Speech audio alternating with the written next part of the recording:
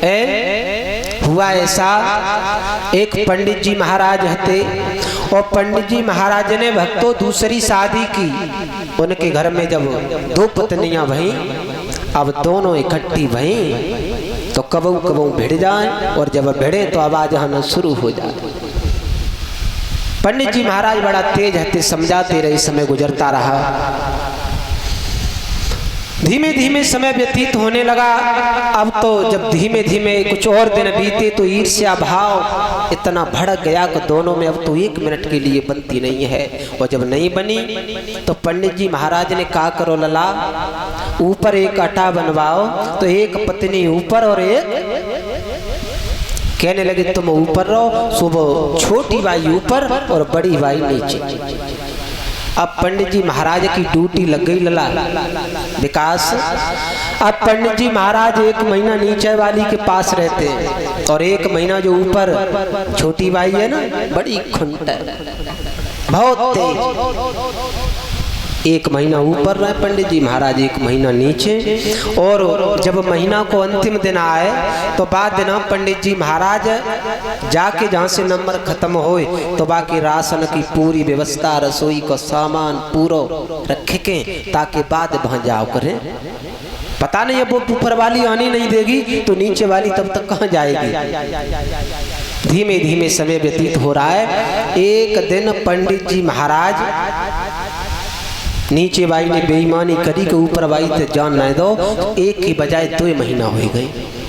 अब ऊपर वाली बड़ा दुखी है। एक अन्ना पंडित जी महाराज बाजार से लौटे और जब बाजार से आए तो उन्हें कही नीचे बाई पत्नी हमारी सोई रही है। मौका पाए के वे जीना की ओर लला बढ़े विकास।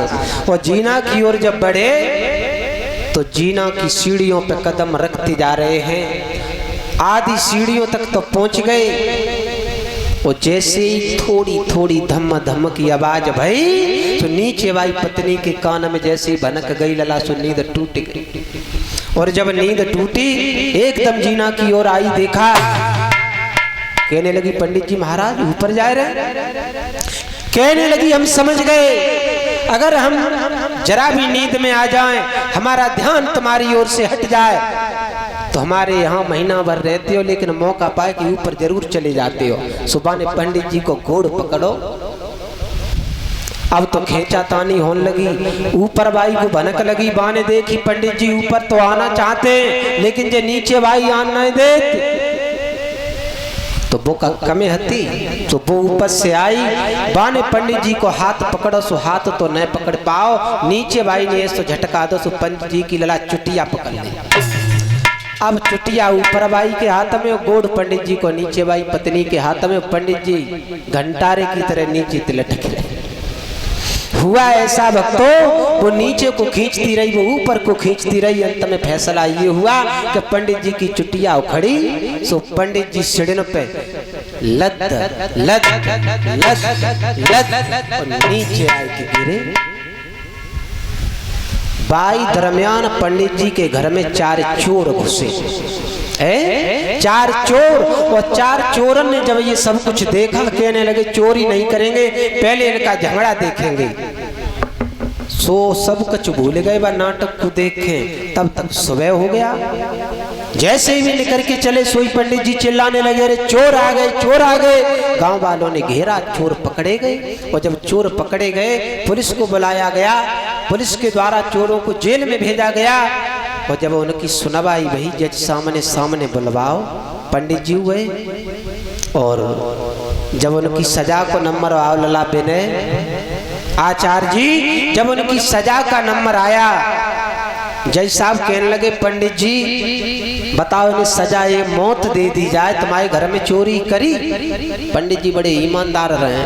माताओ, पंडित जी कहने लगे इन चोरों ने हमारे घर में चोरी ना करी। गला जाई कह लेंगे, हम बाद में कह लेंगे।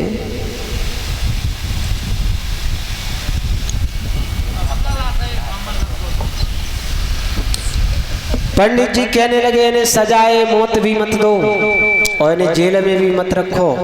मेरे कहने से 4 चोरों की 2-2 शादियां करा दो।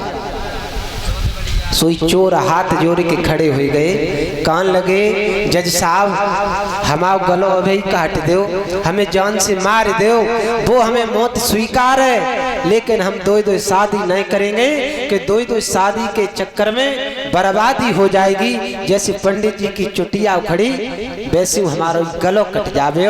बोल गोविंद भगवान की। इसलिए माताओं दो शादियों का बड़ा ही विलक्षण परिणाम होता है।